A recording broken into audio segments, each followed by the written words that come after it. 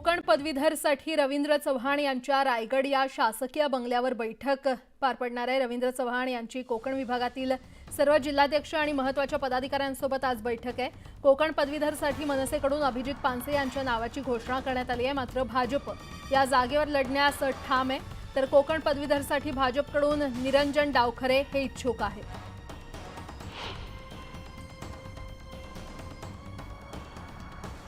अधिक माहिती देत आहेत आमचे प्रतिनिधी तुषार उपनवर आपल्यासोबत जोडले गेलेले आहेत। तुषार,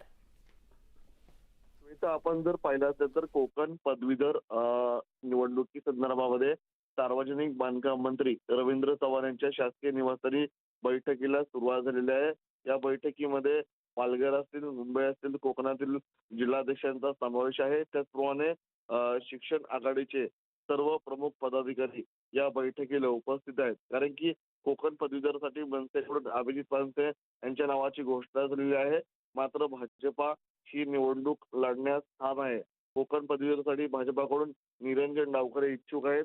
यापूर्वी निरंजन डावखरे कोकण पदवीधरसाठी निवडून देखील आले होते। त्यामुळे भाजपाचं एक कोकण पदवीधरसाठी मोठं संघटन आहे आणि यापूर्वी देखील निरंजन डावखरे रवींद्र चव्हाण यांच्या नेतृत्वाखाली ती निवडणूक लढताना पाहायला मिळाले होते।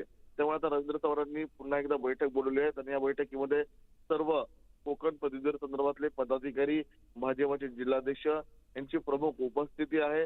त्यामुळे आता जो पुढचा सामना रंगणार आहे तो अभिजित पानसे विरुद्ध निरंजन डावखरे हा सामना रंगताना पाहायला मिळणार आहे। अशा पार्श्वभूमीवरती रवींद्र चव्हाण यांनी बोलवलेली ही महत्त्वपूर्ण अशी बैठक आहे। बरं तुषार, धन्यवाद या सविस्तर माहितीसाठी। पुणे कल्याणी नगर